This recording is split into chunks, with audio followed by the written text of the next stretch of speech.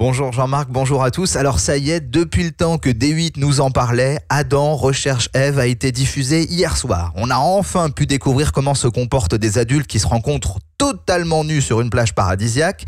L'émission commence avec une jeune femme blonde nommée Lina qui se déshabille et qui, alors là c'est le détail, elle adore le maquillage. Le défi pour moi c'est d'être sans maquillage parce que même pour descendre les poubelles, je suis toujours maquillée.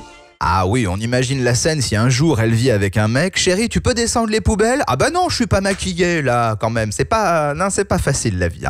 Arrive ensuite un jeune homme qui s'appelle Anthony et qui débarque lui aussi totalement nu, c'est le concept de l'émission, et il va rencontrer Lina. Ça va pas trop stresser? Non, pas du tout. Et toi? Un peu quand même. C'est vrai? Ouais, pas l'habitude d'être nu comme ça en plus pour une rencontre, donc c'est un peu difficile, mais... Ça revient au même, non? Ouais. J'adore le ouais dubitatif. Alors non, c'est pas la même chose quand même. Si dans ce studio, Jean-Marc était tout nu à côté de moi, je peux vous jurer qu'on serait pas total relax. Ça c'est évident. Alors, les deux nudistes vont donc se balader, discuter et manger une bonne omelette au sable quand, soudain, voilà, alors grande surprise, un autre mec débarque pour les rejoindre. Le fait de voir un autre Adam arriver, je me dis que du coup, cool, il y a deux hommes pour moi, je suis bien.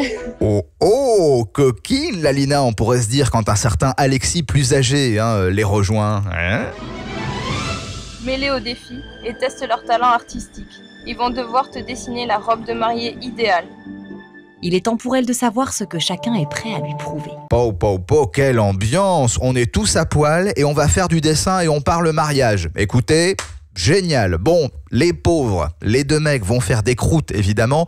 Je me moque pas, j'aurais fait pire qu'eux en dessinant. Mais c'est quand même Anthony qui va marquer un point avec son dessin digne d'un enfant de 5 ans. Maintenant, grosse question. Qui Lina va-t-elle choisir? Il y avait un suspense de malade. Choisir entre les deux, ça va être très compliqué. Je suis pas très à l'aise avec ça. Ils ont tous les deux de grandes... Des grandes quoi alors? Ils ont des grandes quoi? Ils ont tous les deux de grandes qualités. Eh non, ça se lâche pas, ils ont des grandes qualités. Non, entre nous, on aurait vécu une émission comme ça, on parlerait que de ce qu'on a vu. Il avait une petite, il avait une machin, là, eux, non, ils sont pas du tout comme ça, bien sûr. Et là arrive la dernière partie de l'émission, il était temps. Bye bye Alexis, le plus âgé des deux garçons, va rentrer chez lui avec sa bite et son couteau. Enfin, s'il en trouve un sur la route, parce qu'il n'y a rien qui traîne. Autour d'eux, ils sont à Walp complet. C'est donc le plus jeune des deux que Lina choisit pour encore se balader, rien se dire. Globalement, ça c'était quand même impressionnant. Enfin, verdict final, est-ce que Adam et Ève vont repartir bras dessus, bras dessous? J'aimerais pouvoir prendre ce bateau. Sans lui?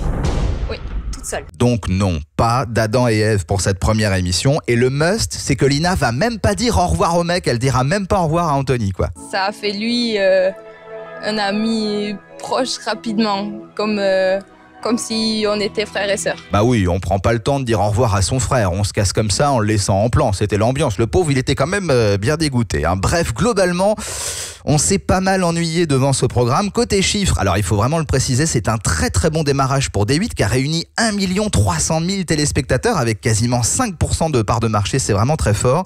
Mais le plus fou, c'est que c'est le genre d'émission qu'on aime détester puisque malgré les bons scores d'audience, ça a été une déferlante sur les réseaux sociaux. Les tweetos ont été alors beaucoup plus crus que moi, je peux vous le dire. Je vais pas tout vous raconter sinon je serais censuré, mais ça a été un festival de critiques pour pas dire de lynchage. Bon, des critiques physiques ou des compliments aussi pour la jeune dame, vous voyez où je veux en venir.